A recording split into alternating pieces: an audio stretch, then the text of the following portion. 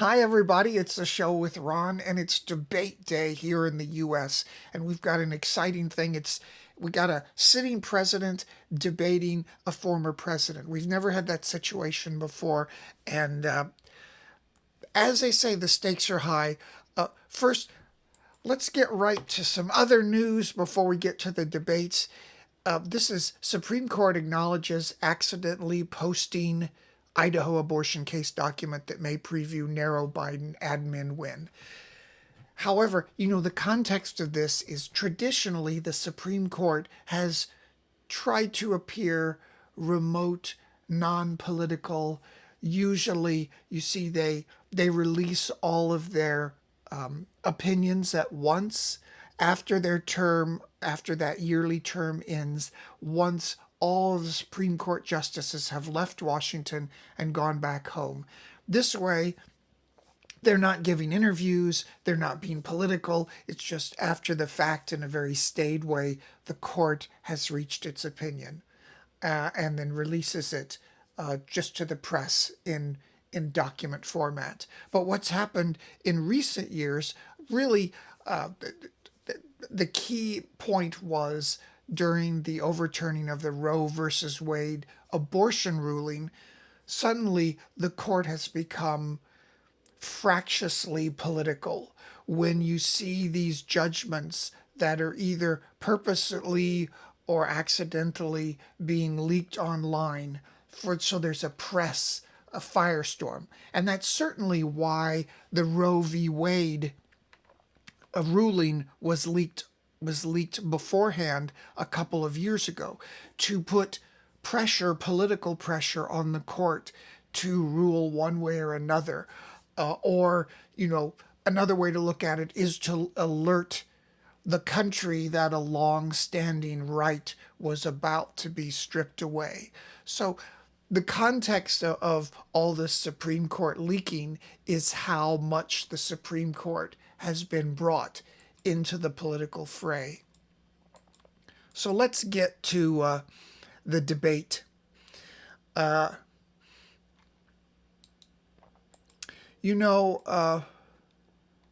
unprecedented debate could shake up a White House race like no other. You know, maybe an overarching idea of this debate is expectation versus reality in debate. One of the examples would have been back in 1980 when Carter, the sitting president, debated Ronald Reagan. The press and the Democrats had spent a lot of time saying Reagan was crazy and he was a hawk, and if he confronted the Soviet Union or pushed back against the Soviet Union's expansion, it would mean war, and we couldn't do that. It would be nuclear war. That was during the time of the Cold War. So once they had the debates, Reagan seemed very, very down to earth, polished, and reasonable. Now, whether you think he was reasonable or not, that's another issue. And of course, there's a lot of partisanship around those events of the 1980s. And the reality was Carter and Reagan were not that very far apart on where they stood on defense. But what happened was that the public perception was that Reagan was painted as a maniac, and thus, when he didn't appear so, he leapt up in polls and eventually won the presidency. We might have the same situation here because on both sides, for both Biden and Trump, there's been a picture that's been painted. Now, I think in this case, it's probably in both sides sort of a justified picture. One is that Trump is kind of a maniac in the way he presents himself. He has unforced errors in some of the foolish, over-the-top things he says, and his own worst enemy is himself. That's beyond whether or not you agree with his policies. On the Biden side, quite reasonably, it's been painted that he's probably a little too old, and not just his age, but his comportment, the way he conducts himself sometimes. And we've seen the videos. It seems like maybe he's a little senile. And the fact that it's sometimes, like during the last State of the Union address, that Biden almost seemed like a different person, completely energized. That only added to the public's confusion about what's happening with this man. Sometimes he's on, sometimes he's off.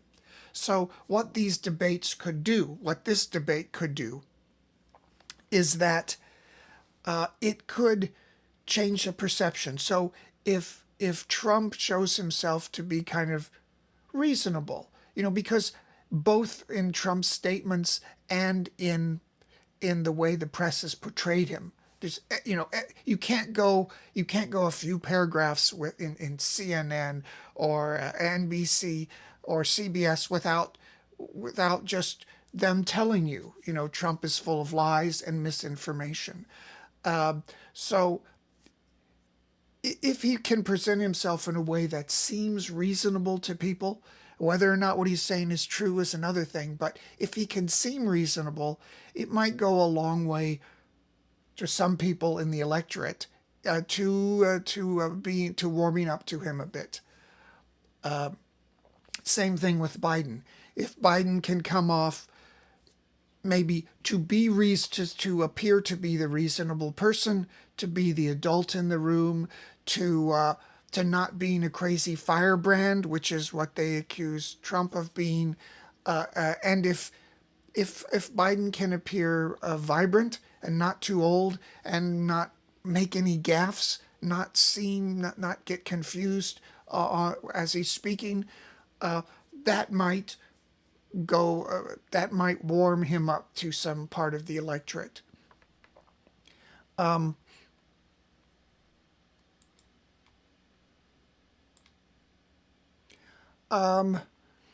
So here we have some more about the Supreme Court. Here's the from immunity to abortion, Supreme Court's most controversial decisions are about to drop. That's what I explained before. After the Supreme Court doesn't put out its rulings when it's during the time when it's sitting and hearing cases. Their session ends for the year.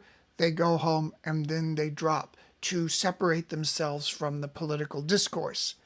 But here we have 7 out of 10 Americans think Supreme Court justices put ideology over impartiality. Some people might say that this is a media-created impression, but it's certainly true in the Roe v. Wade decision that overturned the federal protections for abortion that Americans had for like 50 years, since the early 70s.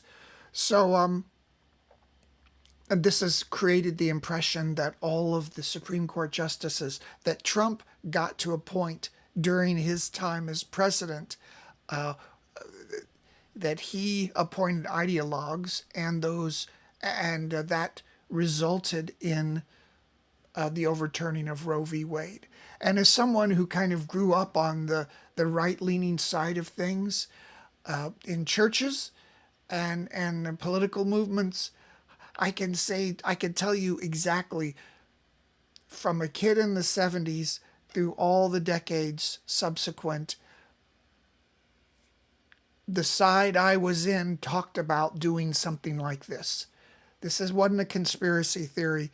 Everybody knew that the foundation upon which the Roe v. Wade ruling set was shaky. We were taught that in school. It had to do with, abortions past a time of viability, the third trimester. Then technology changed that, so even younger premature babies could be saved, and that. I don't want to get into the technicalities of that ruling, but everybody knew that ruling could have been ripe for overturning. And the Democrats had many times where they had the power in Congress, and they could have codified that the abortion rights for Americans, but they didn't. They depended on the courts, and of course the Republicans and the Democrats, they didn't act on abortion because they wanted to be seen as the moderate center, to grasp the center of the electorate. If they had started to create these laws to codify abortion rights, even after the courts had said it was okay, the Republicans would have painted them as extremists, because everybody was trying to say through the decades past that they were in the center of the electorate. They were a moderate people. So this is where we are right now. It's a crazy time. This is another case that has come up in the last couple of days. I know earlier I spoke on this. Early lower courts had stayed the White House from speaking, perhaps even behind the scenes, with the big social media companies, Google, about what information that the White House considered to be misinformation, and to essentially censor that. And people challenged that. Now, this is a very left-leaning publication, National Public Radio. So here we have Supreme Court allows White House to request removal of misinformation on social media. They just say right out there was misinformation, needed to be taken out. White House told them to take it out. That's one way to look at it. And certainly this has to do with the misinformation about vaccines, this sort of craziness, which is completely crazy.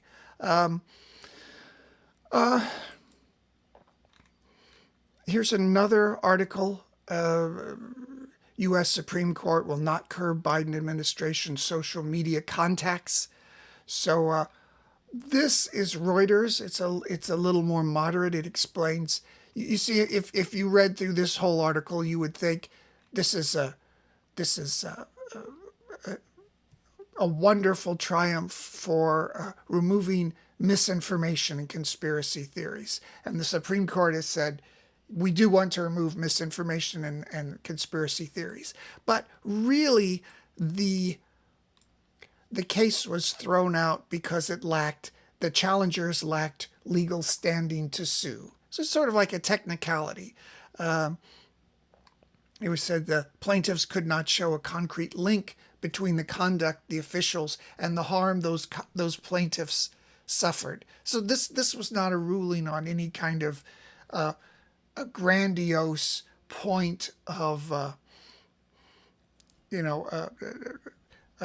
point of ethics and morals, but a technicality, which it also often comes down to in the law. And I think when we have to look at, and I've spoken about this in the past as well, the fact that they tried to prevent people from, for instance, let's bringing up the link between some companies' vaccines, I'm not even sure I could say it, and certain heart problems. Very rare, but the fact that even something like that was censored, you could not even bring that up. The results of this sort of censorship is the strengthening of the conspiracy theories. And a lot of this concept is sort of 2020 hindsight. It's looking at things after the fact. But I think it probably would have been better to allow people to spout any kind of conspiracy theory, as opposed to drive people off social media for saying that, and let this stuff be hashed out in the court of public opinion. Maybe not. There you could say both ways on this. We have a situation where we used to have a media that was impartial and could report on these sort of subjects as an authority. they were disinterested or they were impartial. This media has been subsumed within social media, Google, Microsoft, etc.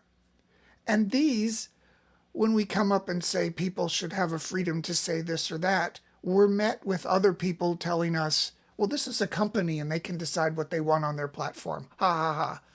Well, since these big social media companies have become the media, in fact, and very often the voice of the people, to put this under the umbrella of a company doesn't quite seem right. And even traditional media outlets like the Washington Post are now owned by Amazon, a media company, essentially. So we have the tendrils of big business that have gotten into the public discourse in this way. And it's a tricky thing to say how much, what if the White House secretly behind the scenes has some other sort of thing that they want these social media companies to censor. Now, see, they couldn't say it to a traditional newspaper, except maybe the Washington Post that's owned by Amazon. But they could say it to Google, and maybe they could say it's a conspiracy that all the borders on the U.S. are open, or they should be open, or they should be closed. I say where this goes beyond just talking about conspiracy theories that we probably mostly could agree on, like vaccine denial. I think that's crazy. I think most people would say that. There are loud voices on the internet that might say otherwise. But the danger is, where does the White House? What if the White? What? Okay, a lot of people agree that Biden should have whispered, or Obama whispered to the social media companies and said they should stop these conspiracies. But what if we have Trump coming in? What if Trump says he wants everything connected to global warming? He wants all that to be listed as a conspiracy theory in the same way these social media companies did for vaccines. I'm not sure how we can draw the line here, and like I say, the line is a very it's disturbed by the fact that the companies that we're dealing with are not media companies; they're social media companies. And then when you say, well, shouldn't we have free speech on these? And they say, well, no, because they're private companies and they can say what they want. However, they've taken over the media as well. So this is a problem that I think is still going to have to be sorted out in the long run. A lot of heavy subjects today, so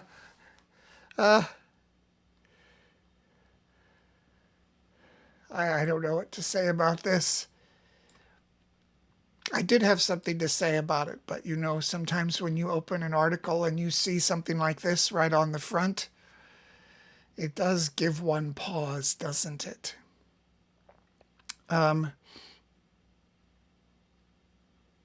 Maybe I'll save this for another day. We've had some shows where we've talked quite a lot about the international order. The international order breaking down really seems to have done it during this administration, but Trump certainly adds to it. It's whether the United States is willing to be engaged in the world.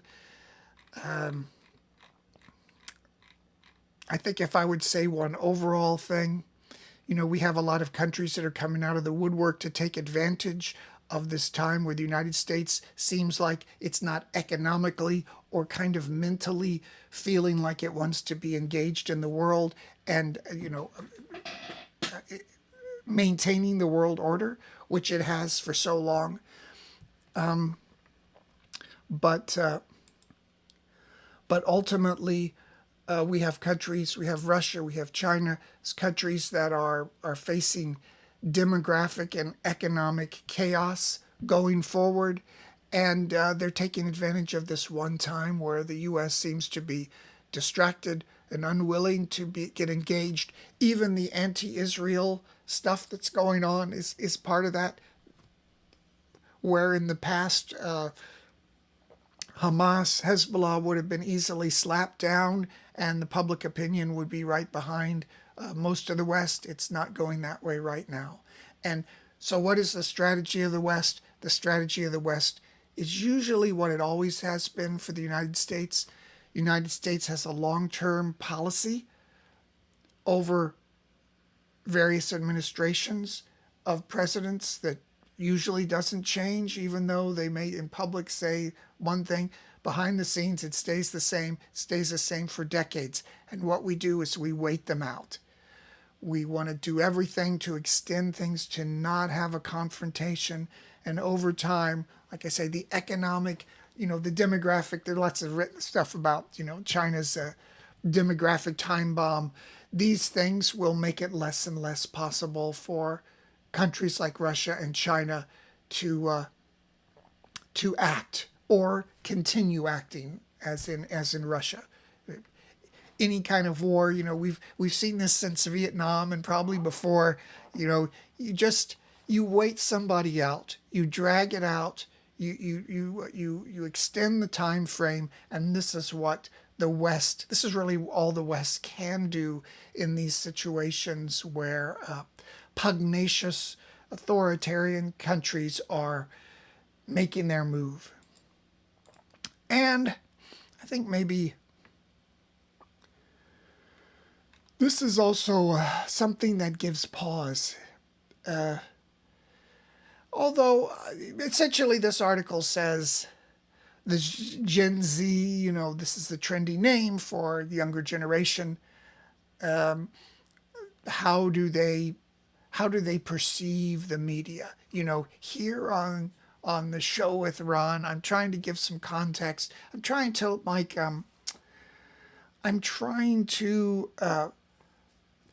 make it so we don't get so excited about the news, that we really understand what's going on, that we don't go down fighting in someone else's fight. So here, this poll is looking at how people look at information, and the younger generation that only consumes news on social media. Again, this unholy alliance of social media company and big business that you can't go up to and say, I want freedom of speech, because it's a big company or something. What they found is that they really don't care about what's true or not. Essentially, what they just enjoy the news, whether it's true or not. Okay, so here's the scary part. The old guard, I guess that's me, says, yeah, you have to ultimately care about the truth. But these young people say, you can tell me your truth or what you think is important. What establishes the relevance of the claim isn't some established notion of authority. It's the social signals they get from their peers. I suppose you could say that's mob rule, but and they do make the point, it's not statistically significant. This wasn't like a real poll. These were interviews kind of getting inside the head of young people as opposed to a traditional poll. But the young folks basically say they see no difference between going online for news versus social interaction. So apparently they're just consuming news, or they're consuming content online, and they don't really care as long as it amuses them. This is my interpretation of this whole article. And in a way, I'm much older, but I kind of feel the same way. I turn on the social media just to entertain myself. And I think we could see that in a lot of people who are willing to believe in conspiracy theories. Sometimes they just want to rile up the other side of the aisle. I see this a lot with right wing people who try to believe crazy, insane stuff. And I understand that a lot of it is just to see other people freak out. And I didn't really want to see Trump to be elected in 2020, but even in the back of my mind at the time, I thought it would be fun to see, to watch the chaos, to watch the world burn. I don't know what that says about me, but I just tried to say I can feel the way these young people think about media because I guess it's just the nature of the social media. This is how we now perceive the world and perceive the media. I say it's an unholy connection of big business social media. They're consuming the traditional media, and yet they're a big business. It's not free speech, and as we've seen in those Supreme Court rulings, now the White House can speak to them about certain things they want to be flagged or even censored. It's an interesting time we're in now. So anyway, I guess I'm going to be watching the debates tonight. You probably are too.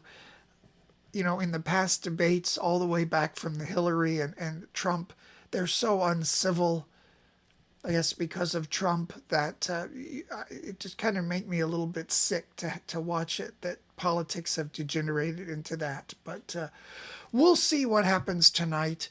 And before we go, if you want to know a little bit more about what I think, what I'm thinking, if anything, yes, this is my latest novel. It is about the disillusionment with the world, with life. These are young people who go off to live in a foreign land, finding themselves or trying to lose themselves. It's a kind of a tone poem, a mood for the time. It's on Amazon. It's in bookstores. It's on Kindle. Please read it, buy my book, and I will see you after the debates.